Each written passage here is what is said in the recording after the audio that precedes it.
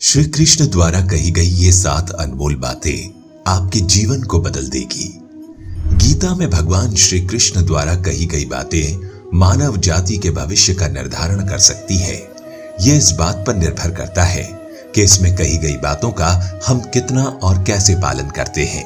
गीता ज्ञान सार के साथ साथ मनुष्य जाति की सफलता की एक कुंजिका है। इसमें कही गई बातें अनमोल है।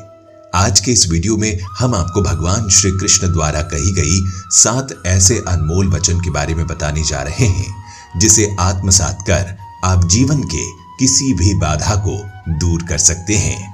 नमस्कार दर्शकों, द डिवाइन टेल्स पर आपका स्वागत है। लेकिन वीडियो शुरू करने से पहले आपको बता दें कि अब आप Amazon के द डिवाइन टेल्स स्टोर से सभी प्रकार की धार्मिक वस्तुएं जैसे पूजा सामग्री, पूजा के लिए वस्त्र और धार्मिक पुस्तकें खरीद सकते हैं, जिसका लिंक हमने डिस्क्रिप्शन पे दे रखा है। पहली बात, कोई परिपूर्ण नहीं है। जगत में प्रत्येक व्यक्ति में किसी न किसी प्रकार की निर्बलता अवश्य होती है। जैसे कोई बहुत तेजी से दौड़ नहीं पाता तो कोई अधिक भार नहीं उठा पाता, कोई असाध्य रोग से पीड़ित रहता है तो कोई पढ़े हुए पाठों को स्मरण में नहीं रख पाता। ऐसे अनेक उदाहरण हैं जो हम आज आपके साथ शेयर करेंगे। आप ऐसे व्यक्ति को जानते हैं जिसे सब कुछ प्राप्त हो और हम जीवन की उस एक निर्बलता को जीवन का केंद्र मानकर जीते हैं, जिस कारणवश सदा हृदय में दुख और असंतोष रहता है। निर्बलता मनुष्य को जन्म से अथवा संजोग से प्राप्त होती है, किंतु उस निर्बलता को मनुष्य का मन अपनी मर्यादा बना लेता है। किंतु कुछ व्यक्ति ऐसे भी होते हैं जो अपने पुरुषार्थ और श्रम से उस निर्बलता को पराजित कर देते हैं। क्या भेद है उनमें और अन्य लोगों में, ये आपने कभी विचार किया है? सरल सा उत्तर है, जो व्यक्ति निर्बलता से पराजित नहीं होता, जो पुरुषार्थ करने का साहस रखता है, हृदय में वो निर्बलता को पार कर जाता है। अर्थात निर्बलता अवश्य ईश्वर देता है, किंतु मर्यादा मनुष्य का मन ही निर्मित करता है। दूसरा, वर्तमान में रहना शुरू करें। भविष्य का दूसरा नाम है संघर्ष। हृदय में आज इच्छा होती है और यदि पूर्ण न हो पाती तो वह हृदय भविष्य की योजना बनाता है। भविष्य में इच्छा पूर्ण होगी तो ऐसी कल्पना रहती है, किंतु जीवन ना तो भविष्य में है और ना अतीत में है। जीवन तो इस क्षण का नाम है, अर्थात इस क्षण का अनुभव ही जीवन का अनुभव है। पर हम ये जानते हुए भी इतना सा सत्य समझ नहीं पाते। या तो हम बीते हुए समय के स्मरणों को घेर कर बैठे रहते हैं, या फिर आने वाले समय के लिए हम योजनाएं बनाते रहते हैं और जीवन बीत जाता है।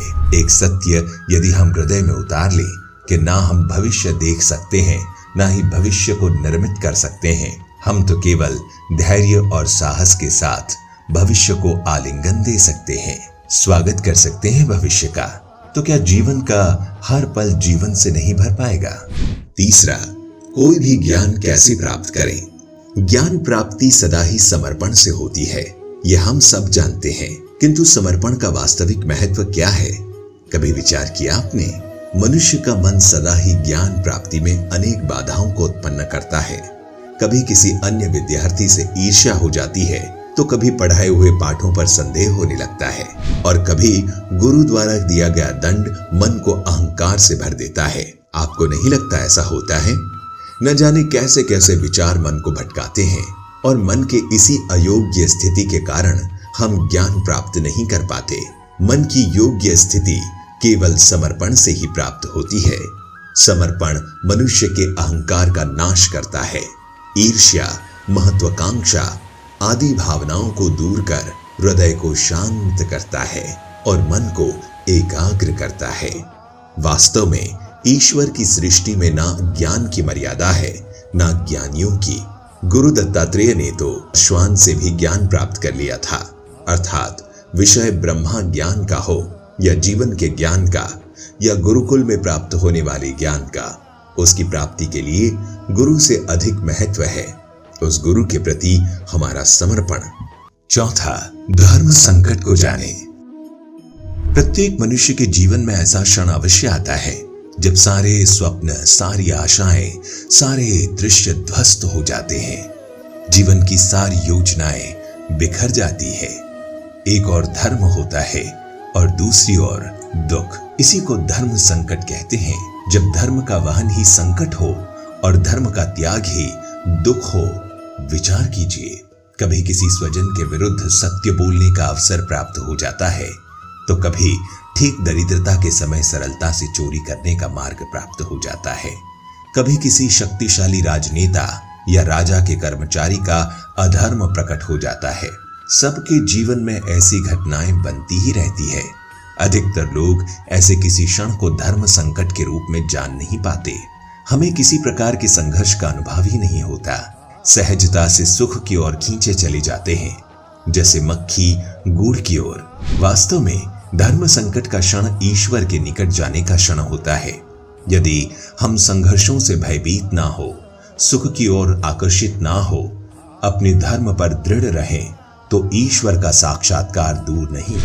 पवन से युद्ध करने वाला पत्ता भी यदि पेड़ से गिरता है तो भी आकाश की ओर उड़ता है।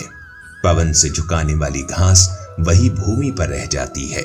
सरस्त धर्म संकट से यदि हम संकट को ही टाल दें, सुख तो मिलता है, जीवन बढ़ता है, किंतु क्या चरित्र नहीं टूटता? क्या आत्मा दरिद्र नहीं हो जाती? क्या ईश्वर से अंत नहीं हो जाता? स्वयं विचार कीजिए। 5वां, रिश्तों में खटास का कारण। दो व्यक्ति जब निकट आते हैं तो एक दूसरे के लिए सीमाएं और मर्यादाएं निर्मित करने का प्रयत्न अवश्य करते हैं। यदि हम सारे संबंधों का विचार करेंगे तो देखेंगे कि इन सारे संबंधों का आधार यही सीमाएं हैं जो हम दूसरों के लिए निर्मित करते हैं। और यदि अनजाने में भी कोई इन सीमाओं को तोड़ता है, उसी क्षण हमारा हृदय क्रोध से भर जाता है। इन सीमाओं का वास्तविक स्वरूप क्या है? क्या हमने कभी विचार किया है? सीमाओं के द्वारा हम दूसरे व्यक्ति को निर्णय करने की अनुमति नहीं देते हैं। अपना निर्णय उस व्यक्ति पर थोपते हैं, अर्थात किसी की स्वतंत्रता को अस्वीकार करते हैं। और जब स्वतंत्रता को अस्वीकार किया जाता है तो उसका हृदय दुख से ही भर जाता है। और जब वो सीमाओं को तोड़ता है तो हमारा हृदय क्रोध से भर जाता है। क्या ऐसा नहीं होता? और यदि एक दूसरे की स्वतंत्रता का सम्मान किया जाए तो किसी मर्यादाओं या सीमाओं की आवश्यकता ही नहीं होगी। अर्थात जिस प्रकार स्वीकार्य किसी संबंध का देह है, क्या वैसे ही स्वतंत्रता किसी संबंध की आत्मा नहीं? 6, सत्य की परिभाषा। सबके जीवन में ऐसा प्रसंग अवश्य आता है कि सत्य कहने का निश्चय होता है अपने हृदय में, किंतु मुख से सत्य निकल नहीं पाता। कोई भय मन को घेर लेता है। कोई घटना अथवा प्रसंग के बारे में बात करना या फिर स्वयं से कोई भूल हो जाए उसके बारे में बोलना, क्या ये सत्य है? नहीं, ये तो केवल एक तथ्य है। अर्थात जैसा हुआ था वैसा केवल बोल देना सामान्य सी बात है। किंतु कभी कभी उस तथ्य को बोलते हुए भी भय लगता है। कदाचित किसी दूसरे की भावनाओं का विचार आता है मन में दूसरे को दुख होगा, ये भय भी रोकता है हमें। क्या हमने कभी विचार किया है, जब भय रहते हुए भी कोई तथ्य बोलता है तो वो सत्य कहलाता है? वास्तव में सत्य कुछ और नहीं, निर्भयता का दूसरा नाम है। और निर्भय होने का कोई समय नहीं होता, क्योंकि निर्भयता आत्मा का स्वभाव है। अर्थात प्रत्येक क्षण क्या सत्य बोलने का क्षण नहीं होता। अंतिम बिंदु 7वां, टॉपर कैसे बने? श्रेष्ठता का क्या अर्थ है? श्रेष्ठता का अर्थ है दूसरों से अधिक ज्ञान प्राप्त करना। अर्थात मूल्य इस बात का नहीं कि स्वयं कितना ज्ञान प्राप्त किया। मूल्य इस बात का है कि प्राप्त किया हुआ ज्ञान अन्य लोगों से कितना अधिक है। अर्थात श्रेष्ठता की इच्छा ज्ञान प्राप्ति को भी एक स्पर्धा बना देती है। और स्पर्धा में विजय अंतिम कब होती है? कुछ समय के लिए तो श्रेष्ठ बना जा सकता है, किंतु सदा के लिए कोई श्रेष्ठ नहीं रह पाता। फिर भी वही असंतोष, पीड़ा और संघर्ष जन्म लेता है। किंतु श्रेष्ठ बनने के बदले यदि उत्तम बनने का प्रयत्न करें तो क्या होगा? उत्तम का अर्थ है कि जितना प्राप्त करने योग्य है वो सब प्राप्त करना।